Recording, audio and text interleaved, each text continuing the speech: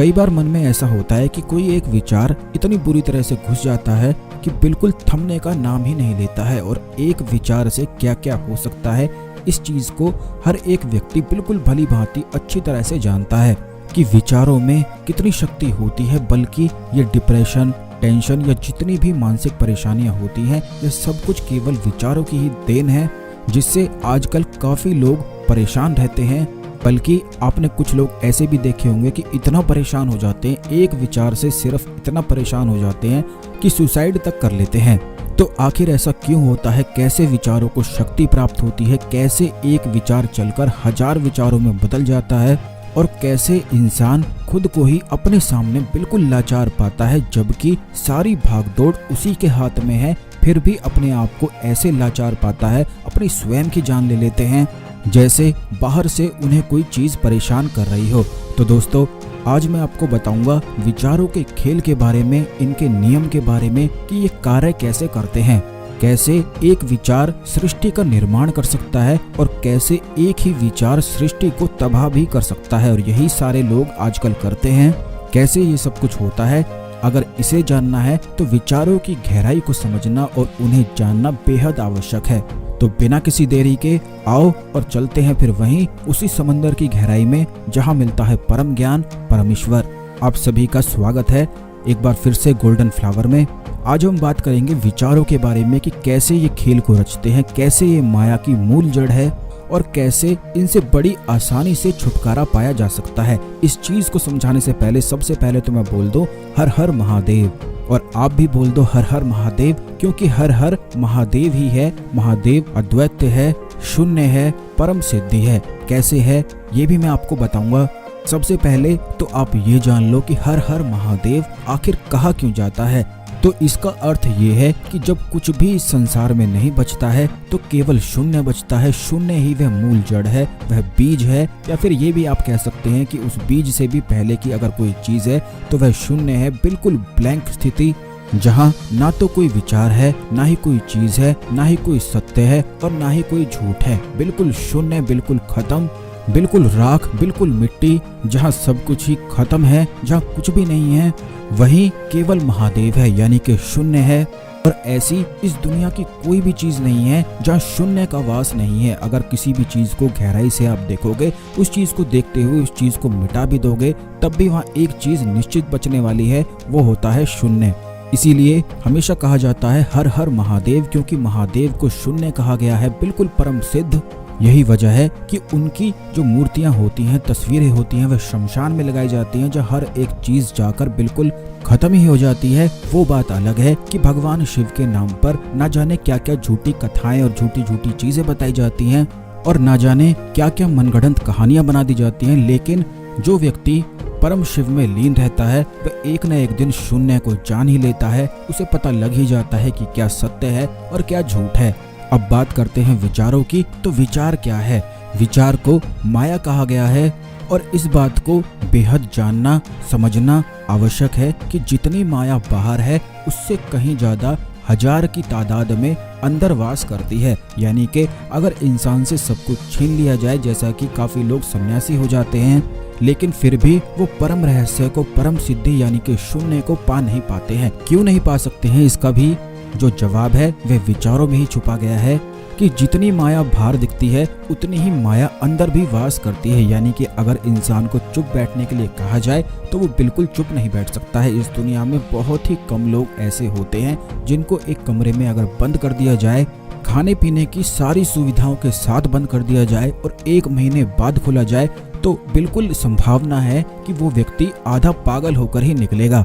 और वो क्यों निकलेगा? वो भी इसीलिए निकलेगा क्योंकि अंदर ही अंदर उसके इतनी माया खेलने लग जाएगी, इतनी माया उत्पन्न हो जाएगी, तो वह अपने खुद के ही सवालों का जवाब तक नहीं दे पाएगा और उसी में इस प्रकार से मकड़ी की तरह उलझकर रह जाएगा कि उसे खुद भी कुछ समझ में नहीं आएगा। यही वजह होती है जो लोग सुसाइड कर लेते हैं, खुद को हारा हुआ महसूस कर लेते हैं, वो इसीलिए करते हैं कि उनके जो विचार होते हैं उन पर इतने ज्यादा हावी हो जाते हैं कि उन्हें हर जगह अंधेरा ही दिखाई देने लग जाता है। अगर किसी इंसान के पास सब कुछ है, बल्कि सुसाइड करने वाले जितने लोग होते हैं, ऐसा देखा गया है कि उनके पास सब कुछ होता है फिर भी वो जिंदगी से हार जाते हैं।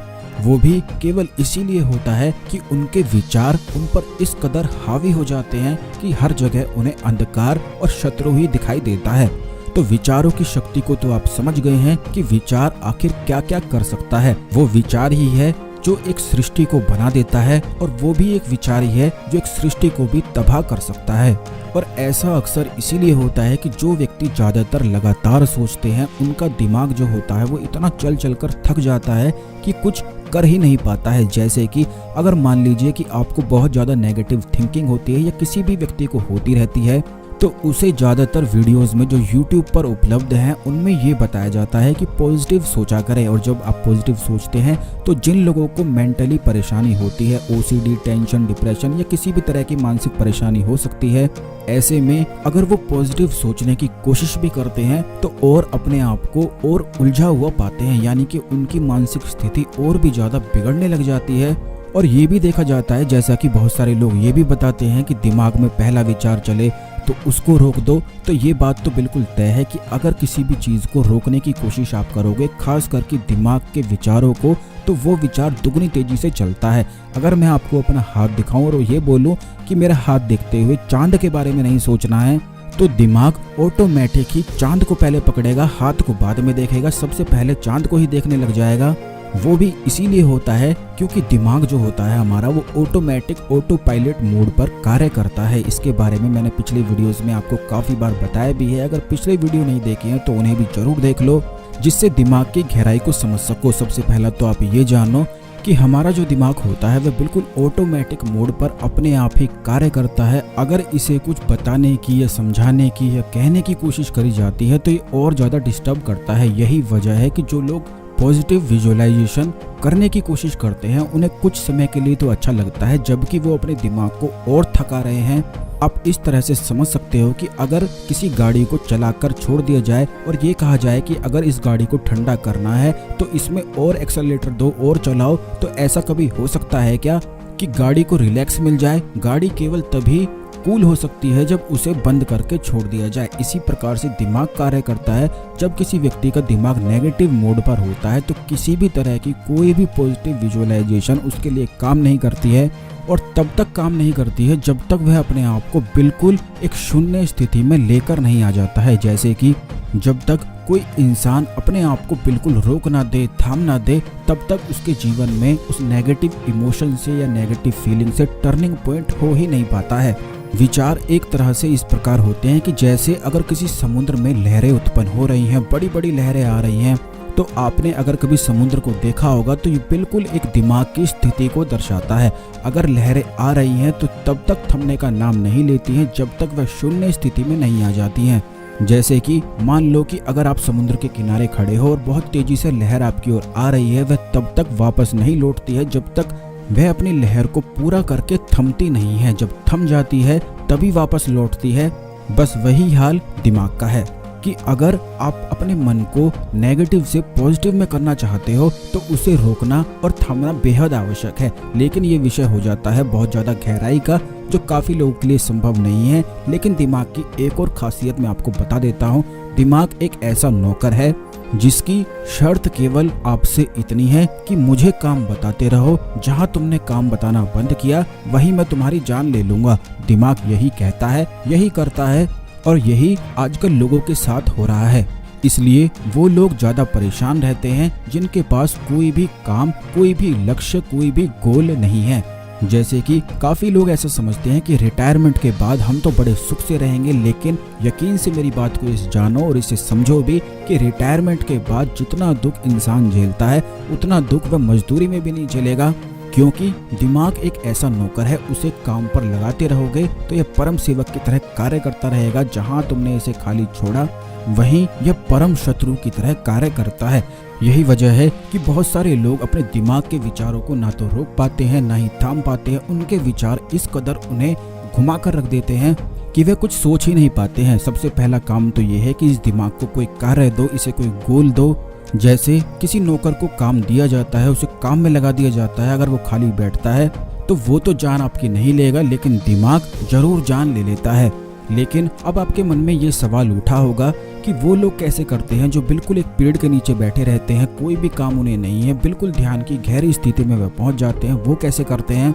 तो इसका जवाब भी यही है कि अंदर ही अंदर वो अपने दिमाग को एक कार्य पर लगा देते हैं, यानी कि एक शून्य की जो स्थिति होती है, जो भगवान शिव ने बताई है कि विचारों से अपना मेल जोल ही खत्म कर दो। विचार जो होते हैं बिल्कुल एक पैरासाइट साइको की तरह कार्य करते हैं कि अगर उन्हें आप अपना मानते हो तो इनमें ताकत आ जाती है, और इन्हें आप ये मानते हो कि ये बस एक हवा है, ये बस एक लहर है, तो तुरंत ये खत्म भी हो जाते हैं। लेकिन जो शून्य की और गहराई की जो स्थिति होती है वह अपने आप को अंदर से गिराने की स्थिति होती है। यही वजह है कि जो लोग ध्यान की ओर जाते हैं उनका अपने आप ही ऑटोमेटिक ही सब कुछ पीछे छूट जाता है, यानी कि जितने भी नेगेटिव इमोशन है, अहंकार है, अहम है, मोह है, माया है, सब कुछ छूट जाता है। वो इसीलिए छूट जाता है और बिना किसी के कहे ही छूट जाता है। वो इसीलिए होता है क्योंकि अंदर वो अपनी माया को एक एक करके गिराना शुरू कर देते हैं। जैसे कि अगर आप आंखें बंद करोगे तो आपका दिमाग आपको कुछ ना कुछ दिखाता है, बताता है, खास करके वही बताएगा जो आपके जीवन में परेशानी है। जैसे कि पैसों की परेशानी है, ये नहीं हो रहा है, वो नहीं हो रहा है, ये आदमी मुझे बहुत परेशान कर रहा है, मुझे तो मेरा प्रेमी ही नहीं मिल रहा है। तो इस प्रकार के जितने भी विचार हैं, यानी कि जिस चीज़ की आपके जीवन में कमी है वही दिमाग खड़ी करने लग जाता है। तो शून्य की स्थिति हमको ये बताती है कि जिस भी चीज़ की जैसी भी कमी हो, जैसे कि मान लो अगर आपका दिमाग ये कहता है विचारों को रोकने का केवल यही विज्ञान है, जो हर एक साधक अपने ध्यान में इसका उपयोग करता है। जैसे कि अगर मान लो आपके जीवन में किसी चीज़ की कमी है, आपके पास गाड़ी नहीं है, घर नहीं है, पैसे नहीं है, तो दिमाग वही बोलता है। या फिर अगर आपको कोई मानसिक परेशानी है, कोई एक ऐसा थॉट है जो आपको लगातार परेशान कर रहा है, तो ज़्यादातर लोग ये करते हैं कि उससे बचने की, उससे भागने की कोशिश करते हैं, जिससे उनका मूलाधार एक्टिवेट हो जाता है। यह कुंडलिनी विज्ञान में बताया भी गया है कि अगर मूलाधार ब्लॉक हो जाता है तो उस व्यक्ति के अंदर फाइट और फ्लाइट मोड एक्टिवेट हो जाता है, यानी कि एक चेतावनी वाला मोड एक्टिवेट हो जाता है, जिससे वह अपने आप को एक होपलेस स्थिति में पाता है। क्योंकि हमारा जो मूलाधार तत्व होता है वह डर का एक स्पॉट होता है। अगर वहां पर ब्लॉकेज हो जाए या वहां पर बंद हो जाए, जैसे कि अगर आप किसी चीज से भागते हो, भागने की कोशिश कर रहे हो, डर रहे हो, तो तुरंत मूलाधार सिकुड़ जाता है और बंद हो जाता है। तो विचारों को रोकने का जो नियम है वो भी मूलाधार में छुपा हुआ है, क्योंकि मूलाधार एक इंसान की जड़ होती है। इसी एक वीडियो में विचारों के नियम, ध्यान के नियम, शून्यता के नियम और कुंडलिनी के नियम भी मैं बहुत ही धीरे धीरे आपको छोटा छोटा करके बता रहा हूँ, तो इन्हें सुनते जाएं। जैसे कि अगर आप किसी भी चीज से भागते हो, जैसे कि काफी लोग ऐसे होते हैं भूत प्रेत आदि से बहुत ज्यादा डरते हैं और उनसे भागने की, बचने की, या उनसे डरते हैं और उनसे भागने की कोशिश करते हैं। जैसे ही ये स्थिति उनको अपनाते हैं, वो करते हैं, तुरंत उनका मूलाधार बंद हो जाता है, ब्लॉक हो जाता है, और बस वहीं से फाइट और फ्लाइट मोड एक्टिवेट हो जाता है। यानी कि उस व्यक्ति के दिमाग में ऐसी स्थिति होने लग जाती है कि यहाँ से भाग जाओ या लड़ने लग जाओ, जबकि ये दोनों ही स्थिति का उसे इस्तेमाल नहीं करना है। अगर मूलाधार को एक्टिवेट रखना है तो मन को इतना मजबूत बनाना है कि किसी भी चीज़ से मत डरो। जैसे कि अगर आपके मन में कोई विचार आता है, कोई नेगेटिव थॉट आता है कि आपके साथ ये नहीं है, आपके पास वो नहीं है, या भूत प्रेत आपके पीछे पड़े हुए हैं, कोई आपसे बोल रहा है, कोई कुछ कह रहा है, ये बहुत सारी मानसिक परेशानियां इन्हीं चीज़ों से जुड़ी हुई हैं। जैसे कि अगर आपको लगता है कि एकदम से आपकी सेहत खराब होने वाली है, कुछ ना कुछ होने वाला है, कुछ बेचैनी सी हो रही है, घबराहट सी हो रही है, तो वो भी केवल इसीलिए होती है कि आपका मूलाधार बंद हो गया है। वहां पर महाकाली का वास होता है, जो कि डर की देवी है, यानी कि जिनके सामने डर भी अपने घुटने टेक दे वो महाकाली देवी होती हैं। और जिन लोगों की महाकाली यानी कि मूलाधारी ब्लॉक हो जाए तो ऐसे लोगों को बहुत चिंता, बहुत घबराहट और बहुत बेचैनी सताने लग जाती है। तो ऐसे में केवल उन्हें इतना करना है कि जो भी जिस भी तरह का डर है, चाहे कोई किसी भी चीज़ से डर लगता हो, उसको चैलेंज कर दो। जैसे कि अगर आपको लगता है कि आपके पास पैसे नहीं है, आपके पास ये नहीं है, तो अपने आप को ये बोलो कि मुझे कोई फर्क नहीं पड़ता है, चाहे कुछ भी हो जाए। अगर आपको ये लगता है कि भूत प्रेत आपके पीछे पड़े हुए हैं, तो आंखें बंद मत करो, आंखें खोलो और आंखें खोल कर देखो कि कहाँ है, कैसा है, कौन है, भूत प्रेत क्या है, कैसे है, सब कुछ आंखें खोलकर देखने की कोशिश करो।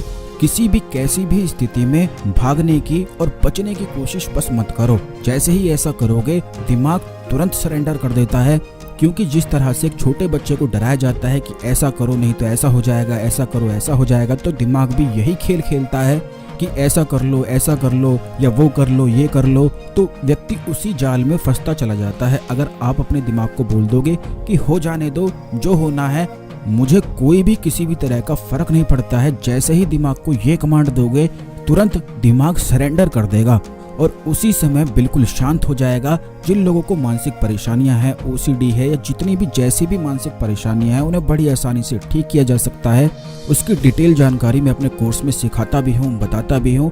और इस वीडियो में भी मैंने आपको बताया है कि किसी भी चीज़ से, किसी भी चीज़ को भागने की, करने की, कुछ भी कहने की कोशिश बिल्कुल भी मत करो। दिमाग जैसा भी, जो भी डर दिखाए, अगर उस डर पर जीतना है तो उसको ये बोल दो कि हो जाने दो। दिमाग ये कहता है भूत प्रेत आएगा, मार डालेगा, तो उसको बोलो भूत प्रेत को भी आने दो, भूत प्रेत के साथ बैठ के आज बात करेंगे।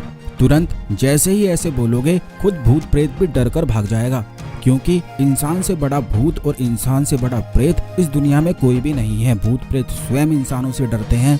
लेकिन बहुत आश्चर्य होता है जहाँ पर पंडालों में तरह तरह के चीजें कराई जाती हैं, दिखाई जाती हैं और तरह तरह की डर बनाया जाता है, जबकि ऐसा कुछ भी नहीं है। जब भी कोई डर आपको डराता है, उसका केवल एक ही विज्ञान है कि उस डर को ललकार दो, आंखें खोलकर उसके सामने खड़े हो जाओ एक योद्धा की तरह।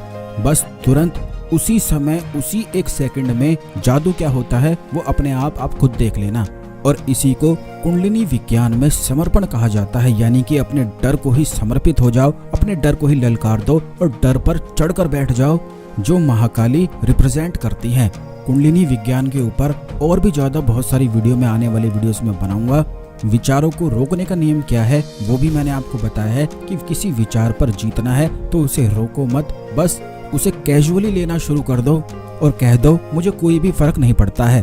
बस उसी समय विचारों की जो लहरें हैं तुरंत समाप्त हो जाती हैं, तुरंत शांत हो जाती हैं और दिमाग गहरी शांति में पहुंच जाता है।